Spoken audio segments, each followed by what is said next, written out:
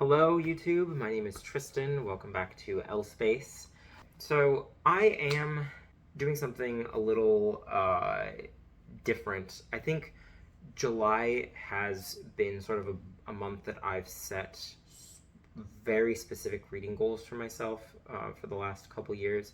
Last year I did one that was called Just Facts July, where I read only nonfiction because I think in general, and I think a lot of primarily fiction readers can relate to this, that nonfiction can seem like a bit of a slog at first. Just like the idea of picking up a nonfiction book seems like a little bit more intimidating than reading just another fiction book.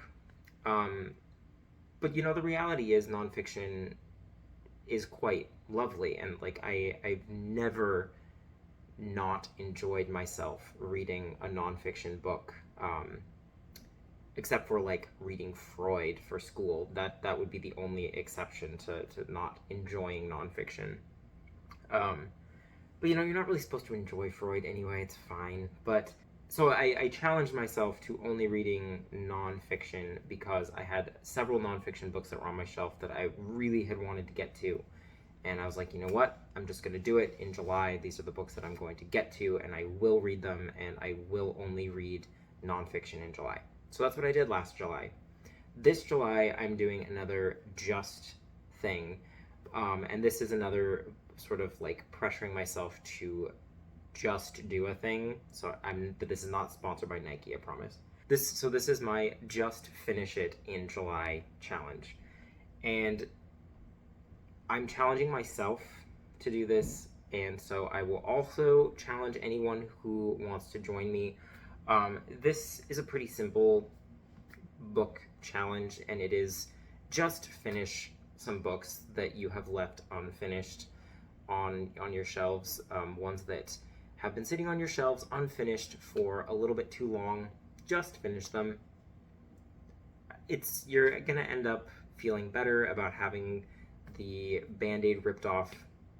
There's no more sitting with them staring at you making you feel guilty every time you look at them. So I am going to be reading a bunch of books that I have started, gotten anywhere from 10 pages to like having 50 pages left, which is one that's really ridiculous because it's taken me so long to read it. And just knocking them out, finishing them one by one. So I'm going to talk about those particular books, and I'm going to be talking about those particular books in a minute. I'm also expanding this challenge to some other things. So let's say that there is a particular project that you are working on that is taking up a lot of your time and mental energy. Just finish it. Just dedicate some time to finishing it. Whether you finish it in July or not does not matter. Dedicate some time to finishing a project that has been on your mind for a long time. For me, that is going to be my thesis.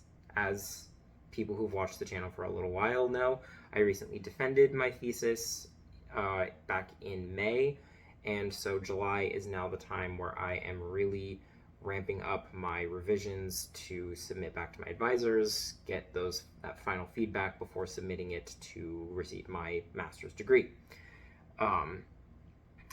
So that's another one. The other sort of potential way that you could take this is if there is a particular book that has been sitting on your bookshelf that has been really intimidating you, one that you know that you're going to love, you know that you really want to read it, but for whatever reason, the idea of reading that particular book is just really scary to you, this is your month just to finish it. So just finish it in July, okay? So these are all the books that I am going to be hopefully finishing in July, and in no particular order. It's a mixed bag. So this is sort of functioning as kind of like my TBR, I guess, for July. It's not particularly exciting, I will admit, but well, that's not entirely true. But anyway, so these are all the books that I am hopefully finally going to finish in July because they've been sitting on my bookshelf for far too long unfinished. Starting with the first one, that is About This Life by Barry Lopez. And for those that don't know who Barry Lopez is, he is a brilliant nature writer who passed away last year or the year before. I don't remember specifically, but anyway, he wrote books, the books Horizon and Arctic Dreams, which are widely celebrated in the nature writing community. And he does such a brilliant job of examining things in both just human civilization, human presence on the planet, as well as things in the natural world, and really delving deep into some ethical and philosophical ideas about those things. So he'll go and visit. He went to go visit this really isolated prison compound that's been abandoned for 100 or so years, and he meditates on this whole idea of incarceration and what it means to incarcerate a human being. And it's just a fascinating look into a mind of a man who really has thought deeply about the world and everything. And he does a wonderful job of looking at things from a post-colonial and also anti-colonial lens, a heavily environmentalist lens, and he's just a fascinating individual. So this is a short collection of essays. I've read Horizon by him, which is sort of a longer memoir-ish book about his just overall life and work. And this is a bunch of short form essays about some of his travels. There is really no reason for why I have not finished this sooner. It is really it's just one that I think I fell away from and then just never picked up. Yeah, it's a really interesting book so far. The little bits that I've read, and as you can see, I made it about 50 pages. I'm in the middle of an essay called Orchids on the Volcanoes, and he's talking about the Galapagos at the moment. But anyway, yes, fascinating book, fascinating thing. I think that he's sort of, I don't know, this idea just came to me as I'm talking, but it's almost like an adult version of the Wild Thornberrys in a way. I feel like that's maybe a little bit too reductionist to really do justice to the actual scope of his work, but anyway, yeah, fascinating guy, fascinating work, and I will be finishing this for sure this month. Have to. I'm gonna just put those in a stack here. You see them there? Cool. All right. Next is one that I picked up. I believe I picked this up in Salem, Massachusetts, when I was there for the first time a while ago. But anyway, this is Shirley Jackson's Dark Tales, and this is a collection of short stories written by Shirley Jackson, the queen of gothic fiction and just spooky things. I have thoroughly enjoyed this every single time that I've picked it up. I'm halfway through already, and I don't know exactly why I stopped reading this, but I did, and it's kind of a shame because I really like this. There's one in here. Oh yeah, so all of them are dealing with just really mundane things that then turn very dark and very spooky toward the end. And it's just so fascinating. There's one that I was legitimately feeling tense about, and that was called Paranoia. And I think that she really captured, I believe it's Paranoia, but she just really captured the feeling of being hunted, and it is frightening. And I loved that story for that reason. But yeah, fascinating little collection of her short fiction. I loved The Haunting of Hill House, and I think that she's a brilliant writer. So yeah, I am really hoping that I will get to this one. I don't know why I say I'm really hoping I will get to this one, because the whole point is just to finish it. So anyway, that's another one that I hope to finish. Likely will finish. Okay.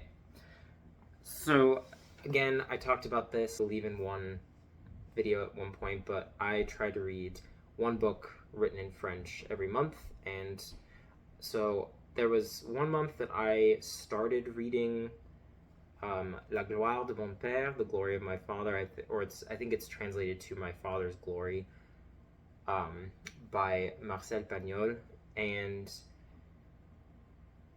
I just like stopped reading it for some reason, and I don't actually know why. But this is definitely going to be the French book that I read this month, because I watched the film adaptation of this book when I was in French 1 in high school. This would have been back in 2009, and I loved the movie. My French teacher, we watched this one, and then also My Mother's Castle, Le Château de ma Mère, and he's got like a whole series of his sort of like growing up books, his books of him growing up, and yeah, they're just lovely stories, and this is kind of like a children's classic, or like a young adult classic of French literature, and so I am very excited to finally finish this one, because I loved the movie, and the prospect of reading the book is just very appealing to me. So I guess I can just read you. I can try to translate the back as best I can. I'm really bad at like on the spot translation, as has been demonstrated in some of my other videos. So it says a young boy from Marseille 100 years ago, primary school, the cocoon of family, and the first vacations in the hills of La Treille, and the first hunt with his father. And I mean, it's basically like a summer vacation novel, and so I guess this is kind of perfect to read during the summer. What I remember from the movie is his father is a school teacher, and I've started this one, but I'm actually probably going to have to restart it entirely, start from the beginning, because I made it. I made it 44 pages. No, I totally remember what's going on. Never mind. Who am I kidding? So anyway, father's a school teacher, so they go to the countryside and have their summer vacation in a country home, and it is just all about his sort of like childhood adventures in the countryside, and it's a delightful movie. I highly recommend the movie for sure. But I will let you know what I think about the book once I finish it, which should be in July.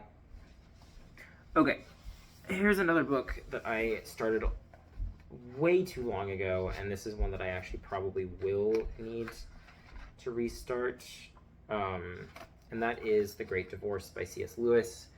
My parents got this for me a long time ago. I don't actually remember what the circumstances were, but they gave it to me right around the time I was graduating from high school. I really like the Chronicles of Narnia. You'll see them back there. Yeah, they're right here. I read those with my mom, and C.S. Lewis is an author that I am very captivated by. I really have enjoyed learning about, especially his relationship with Tolkien and their literary fellowship that they developed throughout their lives, as well as like the philosophical differences between the two of them. It's very interesting, theological too. But anyway, this is a very interesting book. It's the timeless novel about the bus ride from hell to heaven, which sounds interesting. I am very curious.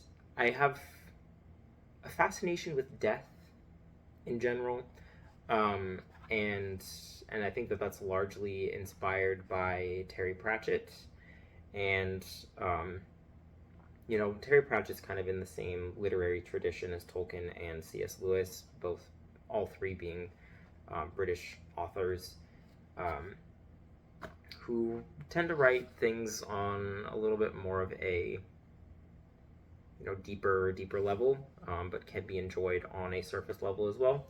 So this is one that I will be hopefully getting to. This the reason why I say hopefully on this one and actually mean it is that this is honestly a little bit lower priority for me than some of the others, and so this will be at the end of the month if I have finished all of the other ones like I planned.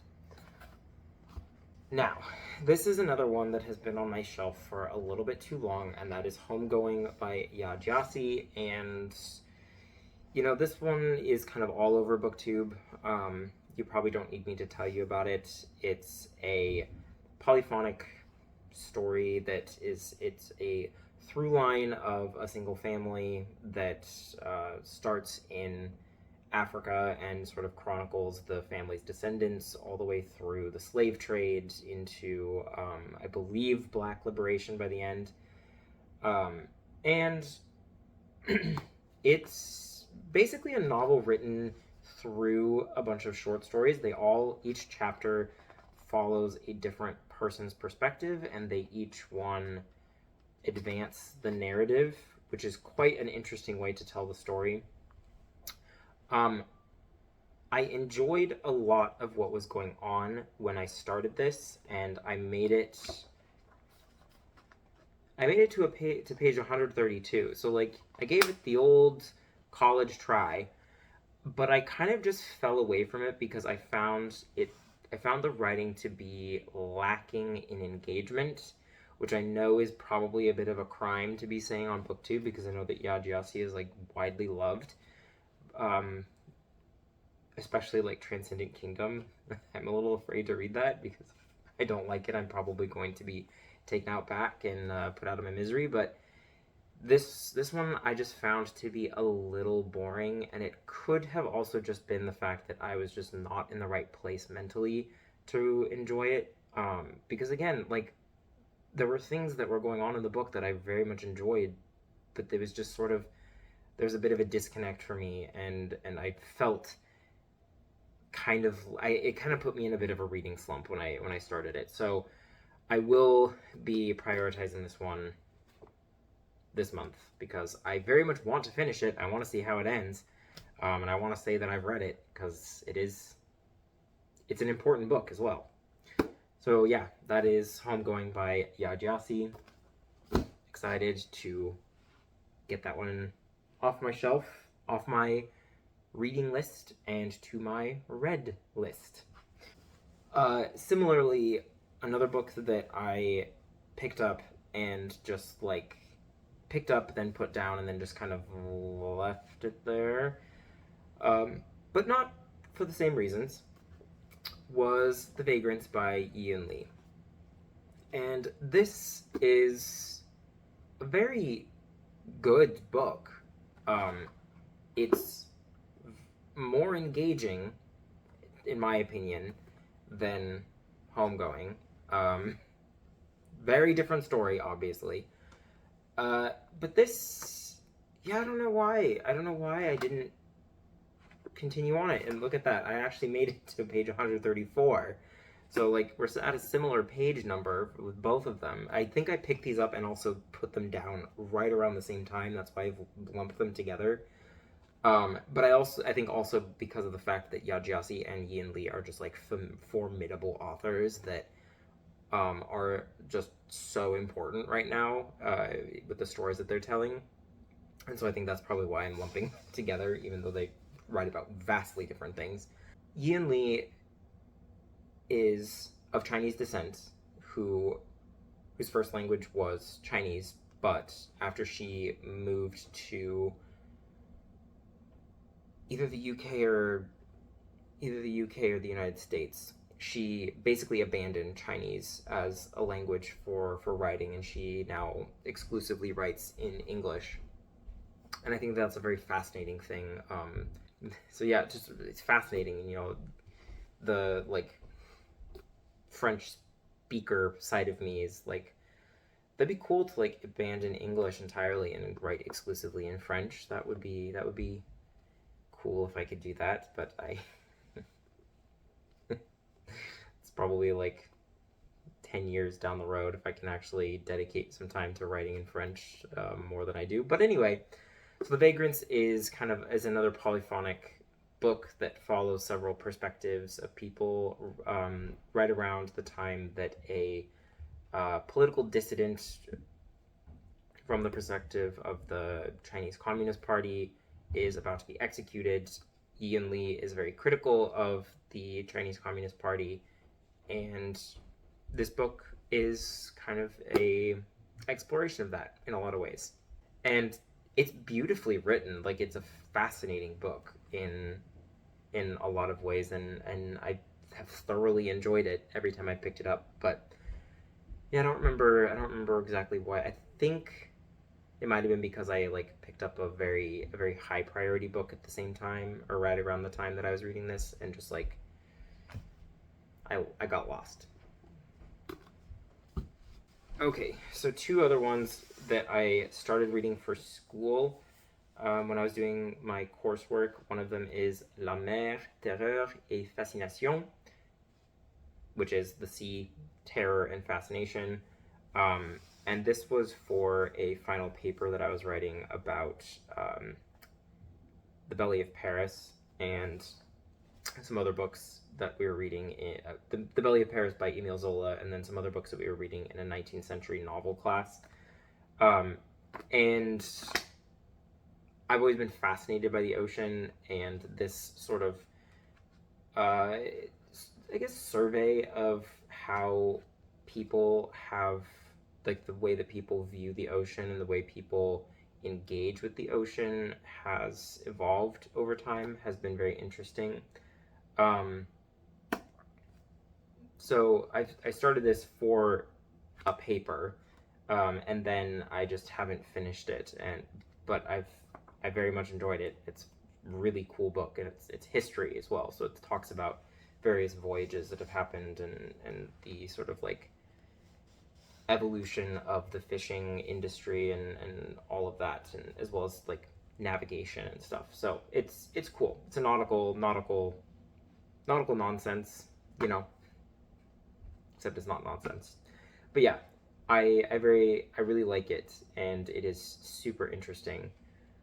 And it looks like I only have 100 pages left, so I could easily knock this out in like 3 days. And another one that I picked up for school, for my thesis, was The Argonauts by Maggie Nelson. Fantastic queer essayist and scholar. I really don't need to say too much about this, but this is,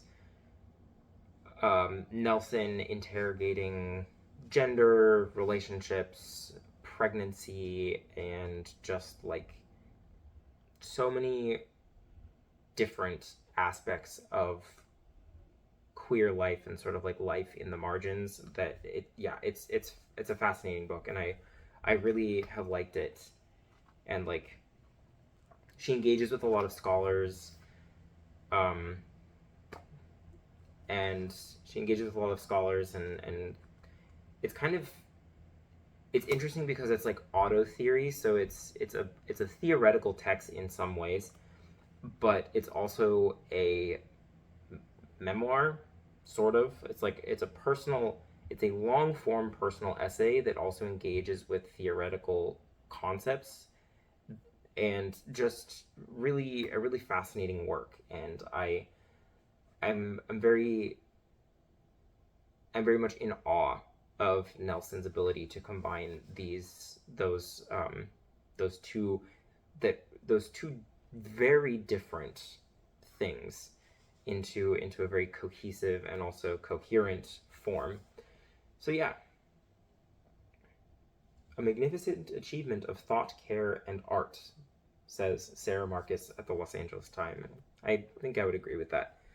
So what do I have? I have less than 100 pages left on this one, so that should be easy to get through. But this one, I say it should be easy to get through, but it's also one that I think requires a lot of thought, so you do have to go a little slower on this. Even though it is less than 200 pages, you should take your time with this, because it talks about some important things. So that is The Argonauts by Maggie Nelson. So next is one that I feel terrible about having not finished, and that is Braiding Sweetgrass, Please Don't Come For Me. I have gotten to page... where are we? 216. I was reading this with my mom. We were doing sort of like a buddy read of this 2 years ago. Oh dear. 2 years ago. No, it wasn't 2 years ago. It was just last summer. So yeah, we were doing a buddy read of this. Basically, life got in the way of us being able to continue to read this together. And so I stopped reading with the hopes of picking it back up to read it with her again. And then that just hasn't happened again for over a year. So I've gotten to the point where I just want to finish this, because I have thoroughly enjoyed reading this book. It's beautiful, it's important, and it's one that I think about almost daily. Just the little snippets, just like the portion of it that I have read, it's just such a fascinating book. And so, Robin Wall Kimmerer is a woman of Indigenous American descent, and she is a plant scientist, and so she's working through questions that she has on like where science and sort of like Western science can and should mix and be harmonized with Indigenous cultural knowledge and, like, I guess you could say, lore.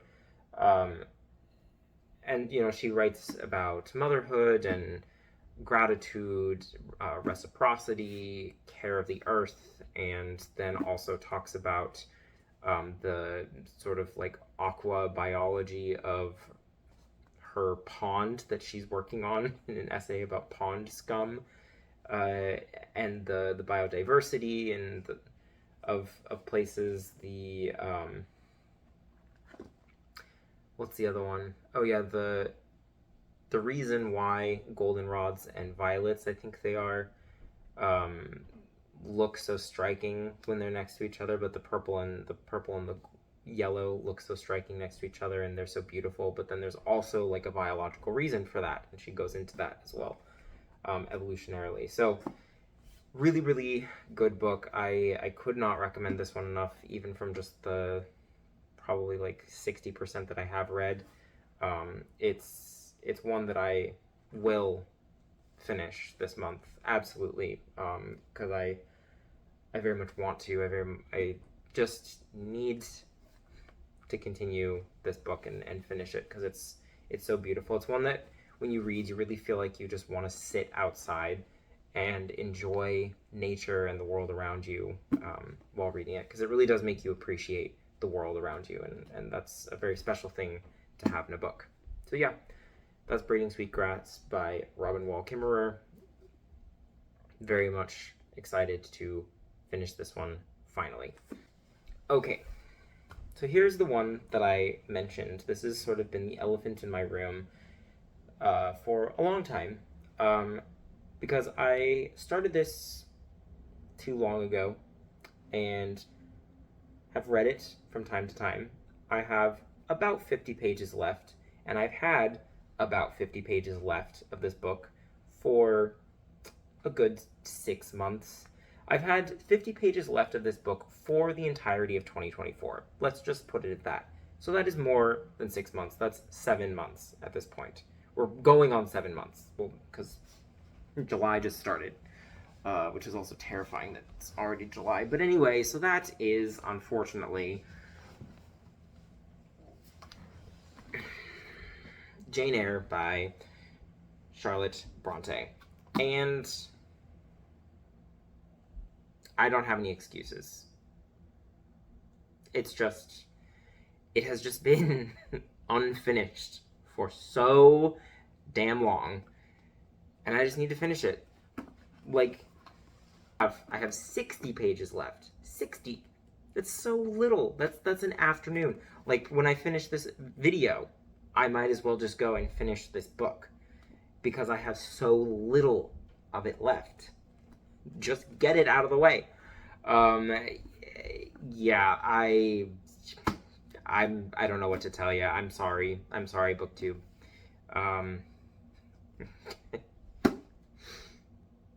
It's a great book. I like it a lot, but I just haven't finished it for no reason in particular. So yeah, that's the last one that has really been weighing on my mind, especially because I've left it next to my bedside. Like, I have these little cubbies next to my it's like part of the headboard of my bed, and I have books that I have some books in those shelves, and this is the one that I have there, so I'm constantly reminded at the fact that I need to finish this. So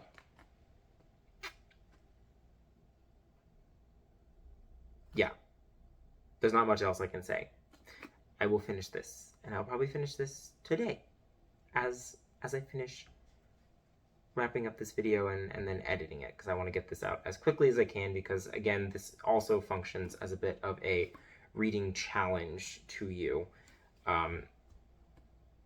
to finish books that are on your TBR that have really been on there for maybe too long, ones that you just want to get off your TBR and into your read things so you can stop thinking about them, and so that you can just rip off that Band-Aid and move on to other things. And this is the first Band-Aid that I'm going to rip off. So, without further ado, that is all I have for you today. Good luck on finishing whatever project, whatever book, whatever thing you are setting out to finish this month, and I will see you again very soon. Bye.